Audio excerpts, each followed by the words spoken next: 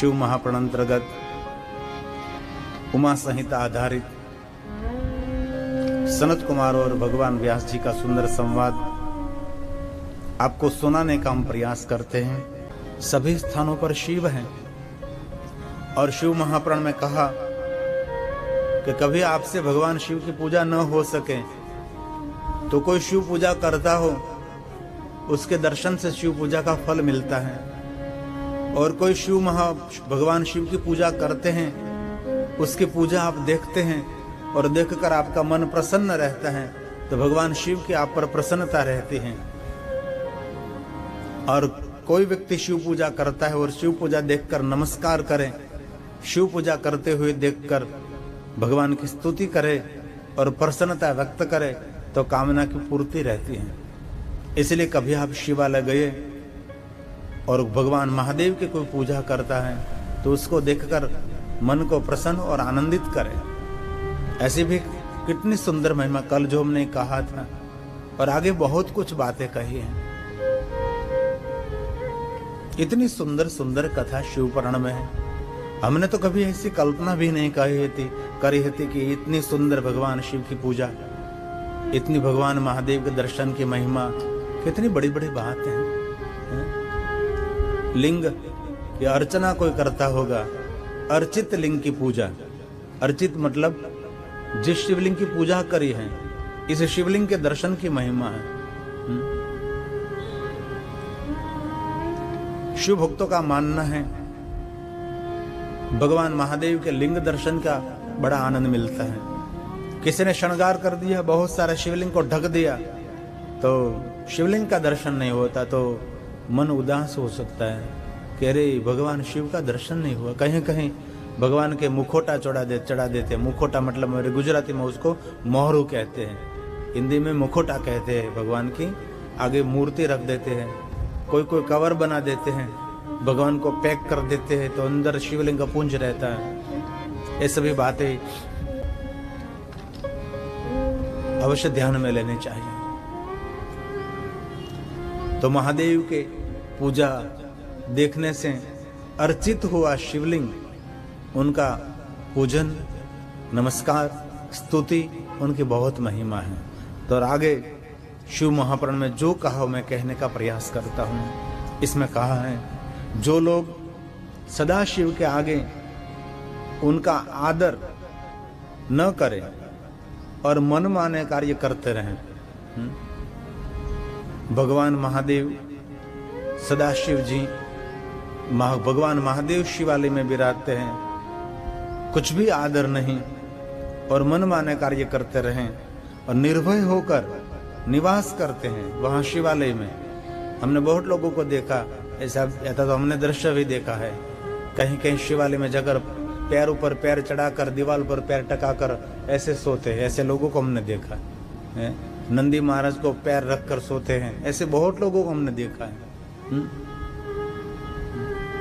मनमानी करते शिवालय में जाकर। इसमें कहा है निर्भय होकर निवास करते शिवालय में, तथा स्त्री के साथ वहां रमण करते शिवालय में, और शिव एवं गुरुजनों का आदर नहीं करते। ये सभी पाप को महापाप कहा है। इसलिए जो लोग सदाशिव के आगे उनका आदर न कर मनमानी करते हैं वो महानरक के भागी। एक नरक है, एक महानरक है। ऐसे बहुत सारे नरकों का वर्णन शिव पुराण में है। बहुत सारी इतनी सुंदर बातें शिव पुराण में कही है कि पूरा जीवन निकल जाए तो भी नहीं कह सकते, लेकिन मुख्य मुख्य सुंदर सुंदर बातें आपको कहने का हम प्रयास करते हैं। ये क्या कहा है शिव पुराण में, इस सनत कुमारों ने कहा है, सुनिए जरा। यथेष्ट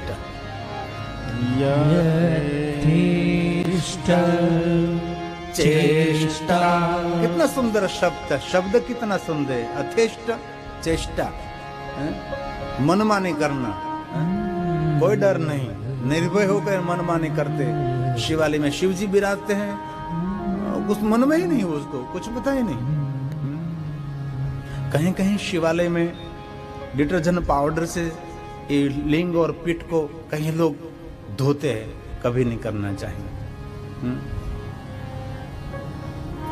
नींबू से और जो राख होती है उनसे हो सकता है। ऐसे केमिकलों से ये नहीं करना चाहिए। आप सब तो जानते हैं, लेकिन कहीं कहीं ऐसा होता है। ये स्वयं शिव है, स्वयं भगवान, ऐसा माने, ये पत्थर नहीं है, स्वयं भगवान विराजते हैं। इसलिए कभी शिवालय में मनमानी नहीं करनी चाहिए। भगवान शिव ने कहा न शिव पुराण में कि लिंग मेरी आत्मा है, ये स्वयं मैं हूं। ये महादेव ने कहा, इसलिए उनको जरा जीवंत रूप, ब्रह्मत्व रूप में देखें। यहाँ कहा यथेष्ट चेष्टा मनमानी करे, संतिष्ठते रमयंती, रमयंती रमण करना, रमयंती उपचार विनिर्मुक्ता। तो उसको पाप नहीं कहते, उसको महापाप कहा है। शिवाग्रे गुरु सन्निधो, मनमानी करना, शिवालय में नारी के साथ रमण करना, शिव एवं गुरुजनों का आदर नहीं करना, वो महानरक गांव में रहते हैं, ऐसा शिव पुराण में कहा है। इसलिए शिवालय एक जीवंत स्थान माना जाता है। कहीं लोग शिवालय की कोई गणना नहीं करते। हम बहुत दिल से कहते हैं, कोई भी जीवन का कार्य हो, 12 दिन लगातार शिवालय में जाकर इस कार्य का रटन करें और दिल से भगवान शिव को प्रार्थना करें। 12 साल तप का फल इस शिवालय में से आपको मिलेगा। 12 साल तप करने से सिद्धि कार्य होता है, तो ये 12 दिन में हो सकता है। शिवालय बहुत प्राणवंत स्थान है। शिवालय को कभी सामान्य स्थान नहीं समझे, वहां बहुत ऊर्जा, भरपूर ऊर्जा रहती है। शिवालय की बहुत महिमा है, लिंग स्थान की बहुत महिमा है। प्रचार प्रसार नहीं हुआ और बहुत लोगों ने सामान्य मनुष्य तक एक बात पहुंचा ही नहीं, इसलिए अनसुनी रही। इस शिवालय का जो गर्भगृह है ना, वो ऊर्जा से भरपूर भरा रहता है, इसलिए गर्भगृह बहुत श्रेष्ठ स्थान माना जाता है। और शिव महापुराण में तो वहां तक कह दिया है, शिवालय के गर्भगृह में बैठकर एक बार जो शिव की पूजा करते हैं ना, उनको कोई माता के गर्भ में जाना नहीं पड़ता। ये शिवालय, ये शिव स्थान है, ये शिव जी का गर्भ स्थान है। बड़ी महिमा है, बड़ी महिमा है। जप ही महाकाल,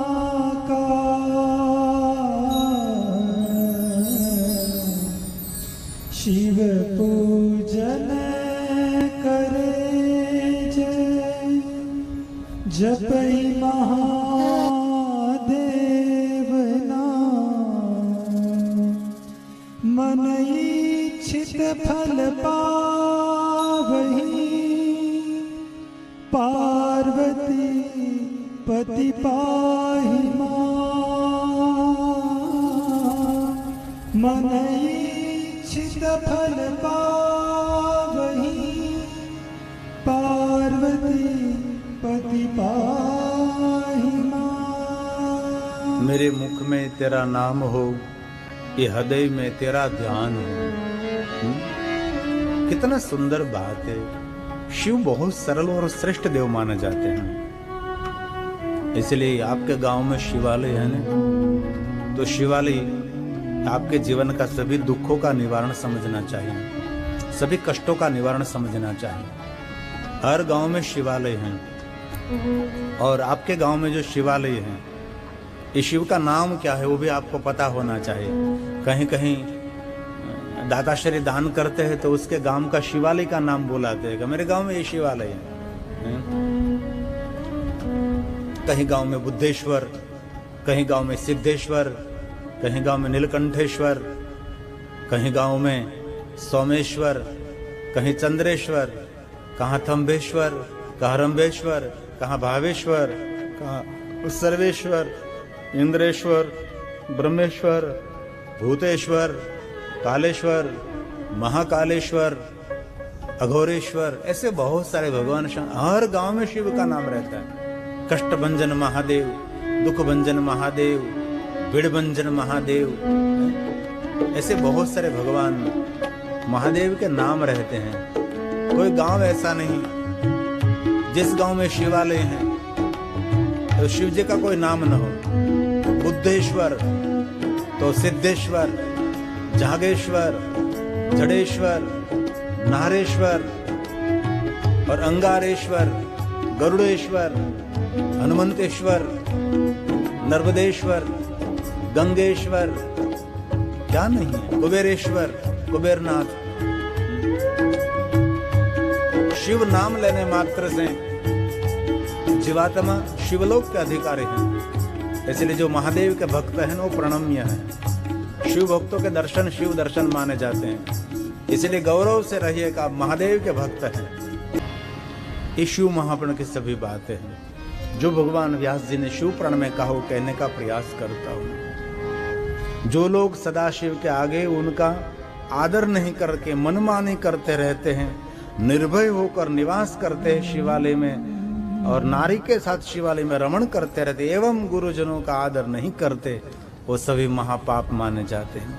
पूर्व काल में उपस्थित होने पर शिव स्थान जहाँ भगवान महादेव निवास करते वहाँ संस्कार एवं उनकी पूजा करते, अथवा गुरु के आने पर अपने कार्य में लगे रहते हैं, उनकी पूजा नहीं करते, वो महापाप। कभी भी भगवान शिव की पूजा आप कर रहे हैं और इसी समय गुरुजन आ गए तो पूजा स्थल छोड़ना नहीं है, पूजा का भी त्याग नहीं करना है। जिस स्थान पर आप पूजा करते इसी स्थान पर बैठकर गुरु का आदर कर लेना चाहिए, उसको प्रणाम कर लेना चाहिए, उसका बहुत मन से आदर करना चाहिए, मनमानी नहीं करनी चाहिए।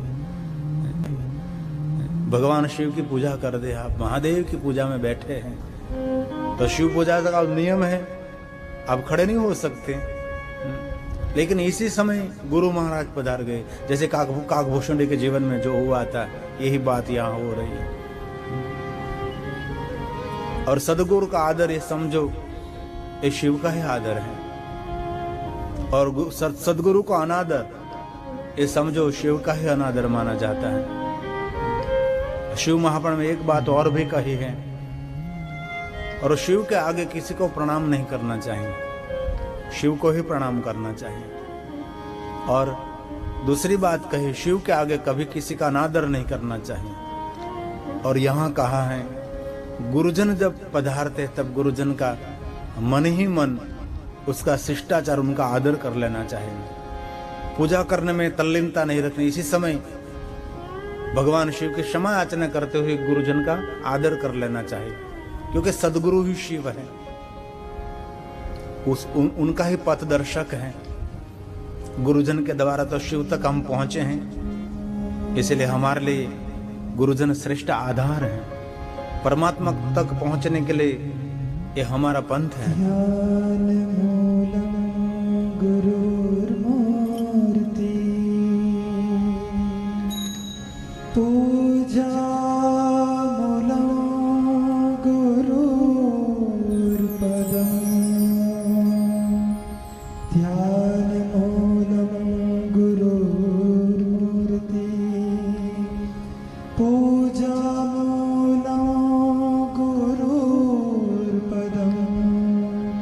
मंत्रमूलं गुरुर्वाक्यं,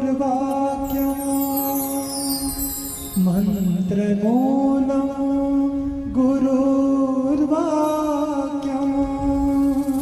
मोक्षमूलं गुरुर्कृपा, मोक्षमूलं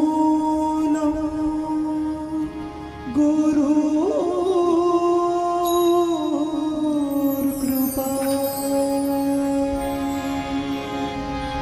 गुरु ग्रंथन का सार है, गुरु है प्रभु का नाम, गुरु अध्यात्म की ज्योत है, सदगुरु देवता है। गुरु है चारों धाम,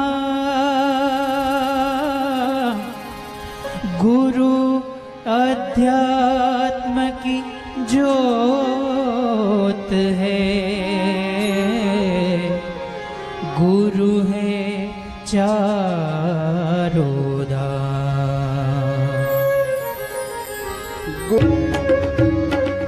भगवान महादेव की पूजा करते करते पूजा अधूरी है। सदगुरु का आगमन हुआ तो सदगुरु का अनादर नहीं करना चाहिए। ये शिव महापुराण की व्याख्या है। इस सनत कुमारों ने भगवान महर्षि व्यास जी को कहा है, हमारी परंपरा सदगुरु है। कई लोग परमात्मा को मानते हैं, सदगुरु का अनादर करते हैं। कई लोग सदगुरु को मानते हैं, परमात्मा का अनादर करते हैं। नदी दो धारा से बहती, कभी एक किनारे से नदी नहीं बहती, दो किनारा होता है। इसलिए जीवन को परमात्मा तक पहुंचाने के लिए एक किनारा हमारा ईश्वर है, एक किनारा हमारा सदगुरु है। इसलिए शिव महापुराण में कहा, सदगुरु का आगमन होने पर उनकी पूजा नहीं करना और अपने कार्य में लगे रहना, उनको महापाप कहा माना जाता है। ये जो वर्णन है अलग अलग पाप कर्मों का, ये जो कुछ मैं बोल रहा हूं शिव महापुराण आधारित है। इसलिए आधार स्वरूप हम श्लोकों का गान करते हैं और सभी शब्द ये सनत कुमारों के मुख में से प्रकट हुआ है।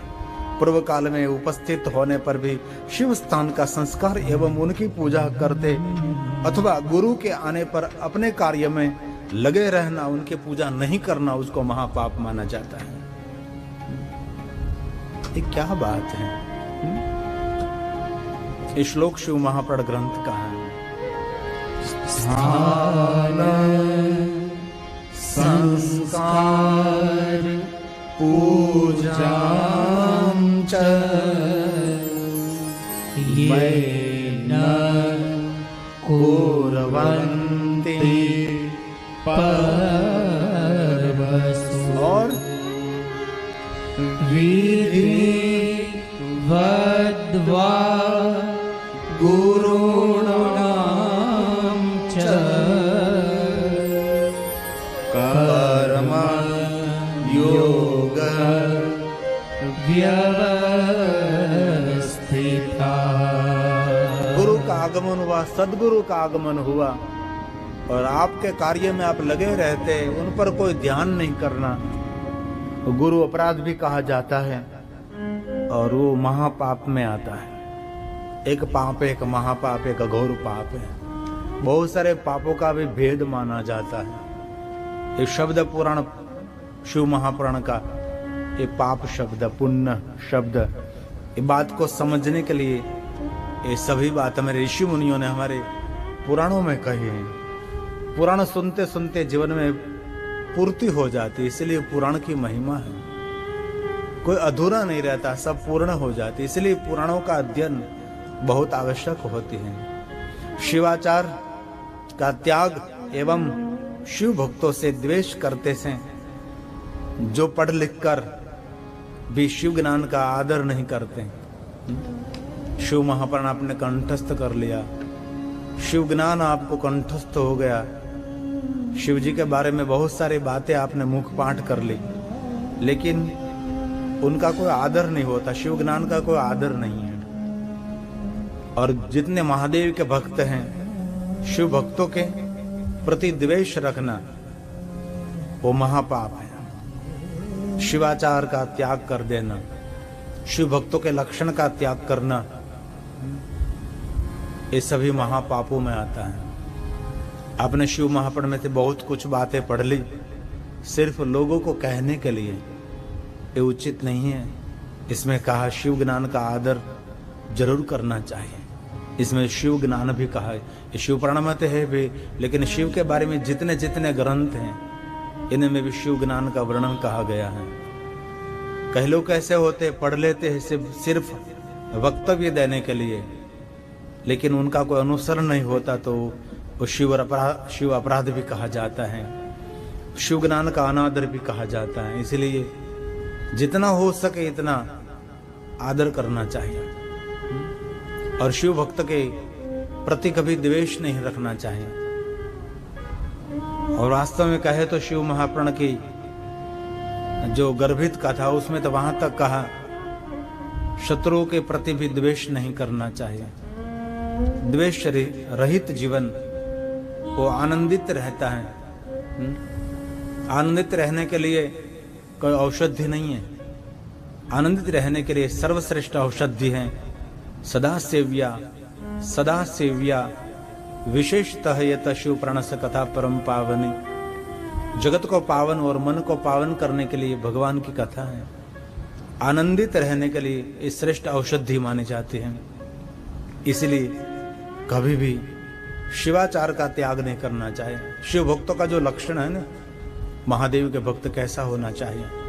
शांत, उदार, मधुरभाषी, प्रियवद, प्रियवाणी बोलने वाला, परोपकारी, सबके प्रति कल्याण का भाव प्रकट करने वाला, सबके प्रति सुख और शांति की प्रार्थना करने वाला, सादगी से भरा हुआ और सादा भोजन करता हुआ, त्यागी और वैरागी नहीं है तो अभी त्यागी वैरागी जैसा जीवन जिनका रहता है, बहुत सारे शिव भक्त का लक्षण माना जाता है। तो ये शिव महापुराण में शिव भक्तों के लक्षण का भी वर्णन है और परम आनंद की पूर्ति के लिए भी बहुत सारी बातें शिव महापुराण में कही गई हैं। इस सनत कुमार भगवान व्यास जी को बता रहे हैं शिव भक्तान कभी शिव भक्तों के प्रति द्वेष नहीं रखना चाहिए। द्वेषंती ये उसका कभी त्याग नहीं करना चाहिए। शिवाचार का तयजंती द्वेषंती ये सभी बातें हैं। इस सनत कुमारों ने कहा है तयजंती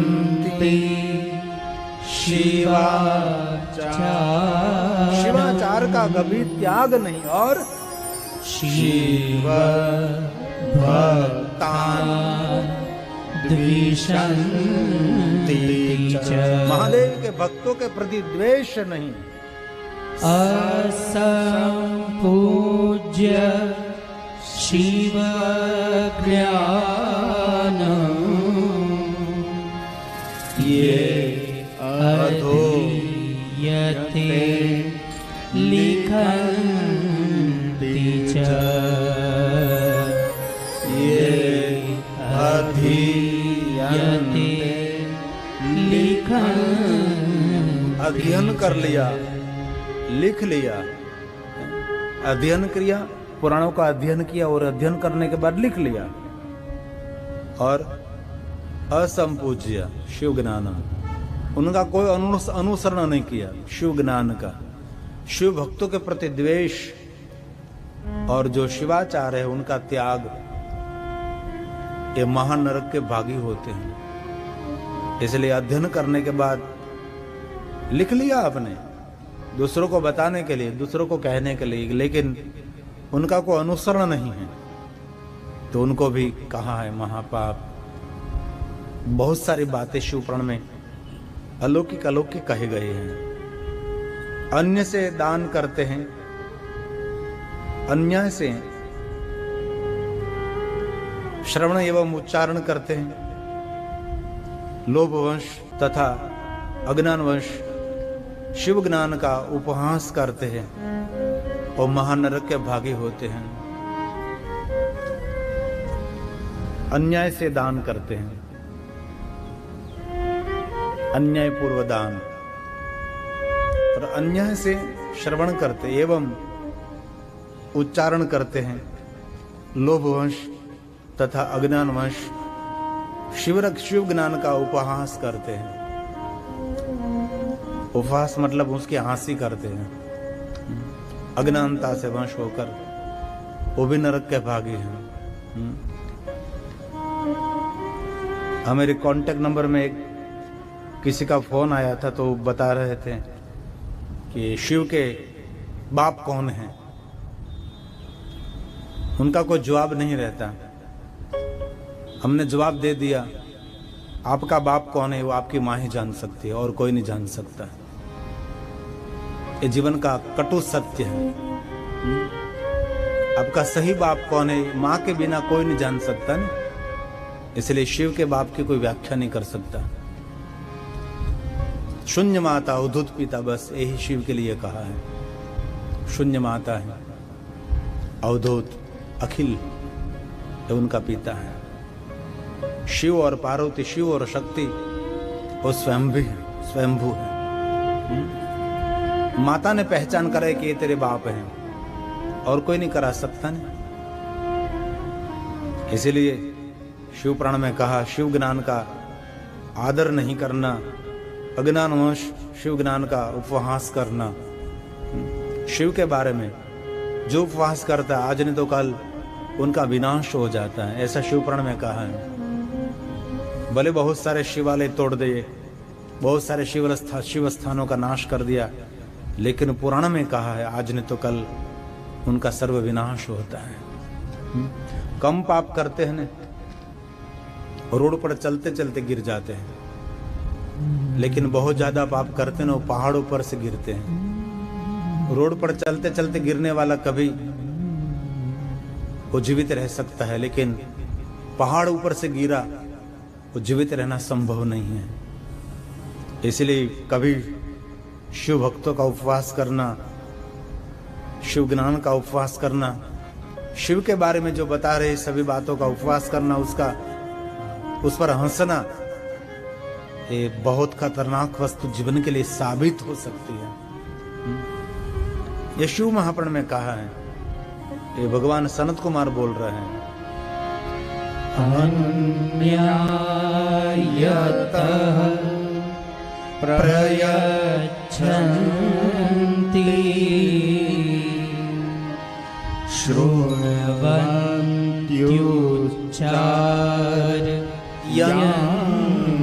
यन्ति च यन्ति और विक्रियन्ति च लोभेन कुज्ञान नियमेन च अज्ञानवश कुज्ञान नियमेन च। कुज्ञान करते अज्ञान वंश, उपवास करना, उस पर कोई कमेंट हांसी करना बहुत महापाप माना जाता है। जैसे तैसे संस्कारहीन स्थानों में इच्छा अनुसार उनकी स्थापना करते हैं। जो लोग शिव ज्ञान कथा में आक्षेप कर अष्ट षष्ट बकवास करते हैं वो महानरक के भागी होते हैं। कई लोग कथाओं पर आक्षेप करते हैं, कितनी कथा हो रही, कितने वक्ता बोल रहे हैं और कि समाज में कोई सुधार नहीं आ रहा है, आक्षेप करते हैं। लेकिन कथा कौन सुनता है? सज्जनी क्रियते कथम, जो सज्जन महापुरुष हैं वो कथा सुनते हैं। जो पुण्यवान हैं, जिनके हृदय में भक्ति अंकुरित हुई है, वो कथा सुनते हैं। कथा सुनना अज्ञानियों का कोई काम नहीं, और कथा समाज को सुधारने के लिए भी नहीं है। कथा किसी को मार्गदर्शन देने के लिए नहीं है। कथा श्रोता और वक्ता के लिए एक श्रेष्ठ अनुष्ठान माना जाता है। इसलिए तो बार बार हम कथा करते हैं, बार बार कथा सुनते रहते हैं, अनुष्ठान है। जैसे एक ही नाम बार बार लेते रहते, हम बार बार बोलते रहते, जो कि कथा में हमारी प्रीति, जिन पर प्रीति, जिन पर प्रेम होता है उसका नाम भी प्रिय लगता है, उसका नाम सुनने को भी प्रिय लगता है। उनकी कोई भी बातें प्रिय लगनी चाहिए, वो प्रेम है। प्रेमी के कोई कटु बात हो वो भी आपको मधुर लगनी चाहिए। और वहां तक कह दिया प्रेम के बारे में, कोई भी आपका प्रेम है उसकी जो गंदी आदत है वो भी आपको मधुर लगनी चाहिए। वो प्रेम का लक्षण है। उसकी कोई ऐब है, उनके कोई गंदी आदत है, उन पर भी आपको नाज होना चाहिए। उसको कहते हैं प्रेम। प्रेमी की अच्छी अच्छी आदतें हैं आपको अच्छी लगे तो वो संपूर्ण प्रेम नहीं है। उनकी गंदी आदत भी आपको हृदय को स्पर्श करती है, उसको कहते हैं प्रेम। हम प्रेम करने चले हैं लेकिन प्रेम के मूल का तो कोई पता नहीं है। प्रेम किसको कहते हैं? जिनके कटु वाक्यों में भी प्रेम उबड़ता है उसको प्रेम कहा जाता है। प्रेम प्रेम सब कोई कहे, प्रेम न जाने कोई, बात कही ना। और समझ लिया शब्द प्रेम का तो वो तो मीरा हो गए, वो तो तुकाराम हो गए, वो तो नरसी हो गया, उसका तो पागलपन हो गया, गोरख कुंभार हो गया, वो तो रविदास हो गए, है ना। गंगा बधारी रविदास के वहां चमड़े का काम करने वाला, लेकिन परमात्मा के प्रति उसका प्रेम उबड़ आया। यह प्रेम की व्याख्या। और एक बात बहुत दिल से हम कहना चाहते हैं, संपूर्ण प्रेम कोई जीवात्मा के प्रति कभी अंकुरित नहीं होता। संपूर्ण प्रेम परमात्मा के लिए ही होता है। वह प्रेम, कोई भी जीव और मनुष्य को आप प्रेम करोगे तो इसमें पतन रहता है, लेकिन परमात्मा को आपने प्रेम कर लिया तो आपकी तरक्की और आपकी प्रगति, आपकी बहुत ऊंचाई हो जाएगी। इसलिए जगत को प्रेम करने से जगदीश नहीं मिलेगा। जगदीश को प्रेम करेगी तो जगत आपके पीछे पागल हो सकता है। अभी भी मीरा, नरसी, तुकाराम, जलाराम, बहुत सारे महापुरुषों को, समर्थ राम, गजानन महाराज, बहुत सारे कितने ऋषि मुनियों को हम याद करते, कितने भक्तों को हम याद करते। पूरी भक्त माला भर दी भक्तों के चरित्रों से। ये बात कही है, इसलिए कभी आक्षेप नहीं करना चाहिए। कथाओं पर, सत्संग पर, कथाओं की बातों पर ऐसे भाषण नहीं करना चाहिए। कई लोग कथा के बारे में इतना गंदा गंदा उच्चारण कर रहे हैं। कथा तो परमात्मा का प्रसाद माना जाता है, जीवन का उद्धार और परमात्मा के द्वार तक पहुंचाने का श्रेष्ठ साधन माना जाता है। शिव महापुराण में कहा है। ये सभी बातें सनत कुमार बोल रहा है, मैं तो मध्यस्थी हूं, जो शिव पुराण में कहा वो कह रहा हूं। इसमें मेरा कोई विशेष रोल नहीं है, सिर्फ मैं वक्ता हूं, उपदेशक नहीं हूं, वांचक हूं। कथा को पढ़ता हूं, वांचन करता हूं और आप तक पहुंचाने का प्रयास करता हूं। और ये सुनते सुनते, पढ़ते पढ़ते बहुत कुछ जीवन में उपार्जित हो जाता है, मिल जाता है। श्लोक शिव महापुराण ग्रंथ का है। संस्कृत प्रदेशेषु अथेष्टम यथेष्टम स्वापयन्ति च शिव ज्ञान कथा कथा अपेक्षम यह कृत्वान्यत प्रभाषते। ये कितनी बड़ी बड़ी बात सनत कुमारों ने भगवान व्यास तक पहुंचाई है। ये कोई छोटी बात है। इसलिए इसमें कहा है, जो लोग शिव ज्ञान और भगवान की कथा में आक्षेप कर जैसे तैसे जो चाहे मन में आवे बकवाद करते रहते हैं, वो नरक के भागी रहते हैं। ऐसा शिवपुराण में कहा, बकवास करते, बकवाद, वाद विवाद। कई लोग कहते हैं कथाओं कथाकारों का धंधा हो गया। ऐसा आप नहीं सुनना, आपके लिए थोड़े हम बोल रहे हैं, हम तो हमारे शिव भक्तों के लिए बोल रहे हैं, आपके लिए नहीं बोल। आपको और कुछ, और बहुत सारे चैनल है, उसको देखो, उनको देखते रहो। इसको क्यों देखते आप खोल कर बैठे हैं आस्था और आस्था भजन को, लेकिन सुनने से आपके हृदय में द्वेष होता है। तो न्यूज चैनल वो है, देखते रहो। नेशनल ज्योग्राफी सुंदर है, डिस्कवरी सुंदर है, और बहुत सारी चैनल है, हजारों चैनल, देखते रहो आप। क्यों ये चैनल आप देख रहे हो? वो तो सत्संगियों के लिए है, भगवान के भक्तों के लिए है। और आपको पता नहीं होता कितने बुजुर्ग अपने पलंग पर सोते सोते भगवान की कथा सुनते हैं और दोनों की आंखों में से आंसू गिरते हैं। और हाथ में माला रहते, सोते सोते ऐसे फोटो मुझे भेज रहे लोग हैं कि मेरे दादाजी पलंग पर सोते सोते सामने दीवार पर टीवी है, पंचाक्षर मंत्र की माला करते हो, कथा सुनते सुनते रोते हैं। ये कथा उनके लिए हम गा रहे हैं, हम आपके लिए नहीं गा रहे हैं। इसलिए कथा के प्रति कभी द्वेष नहीं करना, आपकी प्रजा भी दुखी हो जाएगी, आप तो बर्बाद हो जाओगे। एक धमकी कोई ये नहीं, लेकिन ये पुराण में कहा है वो महानरक का भागी होगा जो कथा के बारे में, शिव ज्ञान के बारे में और शिव संस्कार के बारे में जो कोई उलट सुलट ऐसी कोई बात करेंगे उनको महापाप होता है। ये बहुत, और ये सब करने वाले हमारे लोग होते हैं। और किसी के लिए बोलने के लिए जाओ, लो तौलो तोड़े ना थे, कोई अन्य संप्रदाय अन्य धर्मों के लिए जाओ आप, हमारे त्योहारों पर गंदा गंदा बोलना, हमारी शिव पूजा पर गंदा गंदा बोलना, जो कि हमारे लोग छोड़ देते, जाने देते। कभी बोलो अन्य कोई धर्मों पर, आपको पता लगे आपकी हालत क्या होती है। गुजराती में कहवा है पोछू अन्य आंगली खूते। इसलिए ये शिव पुराण में कहा, ये मैं तो पढ़कर आपको सुनाता हूँ, इनमें जो कहा है सनत कुमार ने वो मैं आपको कहता हूँ। किसी को मैं उपदेश नहीं करता, मैं कथा वांचक हूँ, मैं एक टीचर की भूमिका, एक शिक्षक की भूमिका बजा रहा हूँ। जो सत्य भाषण नहीं करते अथवा दान नहीं करते, जो अपवित्र रहकर अपवित्र स्थान में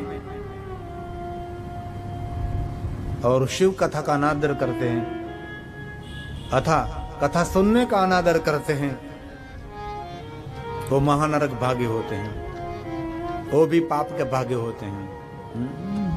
मुख मोड़ लेते हैं ना, कथा बथा में नहीं मानते। ऐसे लोग होते हैं, उनके लिए भी पुराण में पहले से कह दिया है। मैं तो पढ़कर सुना रहा हूँ, इसमें कोई बात को गंभीरता पूर्वक ले रहे थे, इसमें मैं कुछ भी नहीं हूँ। न ब्रवती, ब्रवती मतलब निरंतर बोलना। न ब्रवीति च यः सत्यं, सत्य भाषण नहीं करना, और न प्रदानं करोति च अशुचिर्वा अशुचि स्थाने यह प्रवक्ति शृणोति च यः प्रवक्ति शृणोति च। बहुत सुंदर बात करे, निरंतर अपवित्र रहना। कई लोग उठकर काम करने के लिए बैठ जाते हैं, ये नहीं करना चाहिए। उठकर पहले स्नान करके पवित्र मन भी आपका संगा हो जाएगा, इतना प्रफुल्लित हो जाएगा। बाद में आपके कार्य का प्रारंभ करो। अपवित्र अवस्था में निरंतर रहना वो भी एक नरक का द्वार माना जाता है। और अपवित्र स्थानों पर वहां भगवान की कथा कहना और सुनना वो भी एक महापाप माना जाता है। इसलिए कथा स्थान की भी बहुत व्याख्या की ने। सागर के तट पर, सरिता के तट पर शिवालय, देवालय, पीपल वृक्ष के नीचे, वट वृक्ष के नीचे, यहाँ मेरे वट वृक्ष और पीपल वृक्ष, ये तुलसी, ये रुद्राक्ष, ये बिलो वृक्ष, बहुत सारे वृक्ष हमने रखे हैं। क्यों? उसको लगाने के लिए, कथा पूर्ण होने के बाद योग्य स्थान पर उसको लगाएंगे। उनकी बहुत महिमा है। और सदगुरु के सामने कथा कहने का अवसर मिले, साधुओं के संग में कथा कहने का अवसर मिले, गंगा के तट पर, यमुना के तट पर, प्रयाग तीर्थ में कथा गाने का, नर्मदा के तट पर और कोई तीर्थ में कथा गाने का अवसर मिले, बहुत बड़ी बात है। अभी जहर कथा नहीं होती तो कहीं कहीं जो सौभाग्यशाली उनके आंगन में कथा करते हैं ना, पहले हमने कथा का प्रारंभ किया तो वडोदरा जो मेरे सुरेश पटेल, हंसाबेन पटेल, तेजस पटेल, उनके आंगन में स्थानिक खर्च उसने उठा लिया सभी, ये पंडाल का, ये नेट का, नेटवर्क का, ये सभी रहने के, भोजन की, और ये सब हम करते करते कच्छ में गए थे और वासुकीनाथ महादेव दमन में गए थे। जो स्थानिक जो व्यवस्था है वो सब संभाल लेते, बाकी सारा खर्च हमारा ट्रस्ट संभाल लेता है। जो ये सब आस्था टीवी में अलग अलग चैनलों में सब कैमरे, संगीत का, ये सभी खर्च इसमें से कथा में से कवर हो जाता है। लेकिन स्थानिक व्यवस्था, और अंजार गए तो वहाँ निखिल भाई उसने व्यवस्था करी, वो स्थानिक खर्च उठा लिया। और वासुकीनाथ महादेव दमन गए तो हमारे अनिल अग्रवाल, सुलोचना देवी अग्रवाल ने सबको उठा लिया। बड़ोड़ा में कथा की तो सभी खर्च सुरेश भाई पटेल, हंसा पटेल, तेजस पटेल ने उठा लिया। और यहाँ हम जागृति बेन पटेल क्रॉली इंग्लैंड रहते, अश्विन भाई पटेल उसके निवास स्थान पर कथा गा रहे, तो वो सभी स्थानिक खर्च उठा रहे। मेरे भोजन का, रहने की सब सुविधा, पूरी व्यवस्था, ये सब कथा स्थल उनकी तरफ से। बाकी सब व्यवस्था हम कर लेते हैं जजमानों के माध्यम से, कोई न कोई तरीके से हम सब कर लेते हैं। तो कथा हमारे सनातन का प्राण समझो। ये जो कथा परंपरा है वो सनातनी परंपरा का प्राण है। जो कथा नहीं होती तो कुछ भी नहीं होता। इसलिए ये जीवंत रहा, ये तो समझो 1000 साल तक ये देश गुलाम रहा, 400 साल 700 साल निरंतर ये देश गुलामी की थप्पड़ खाता रहा, तो अभी ये जीवंत है वस्तु। ये तो बात समझो, किसने रखा है सब कुछ? कोई तो होगा निरंतर जिसने याद रखा, पुराणों को संग्रह करके रखा, ये बात बड़ी है।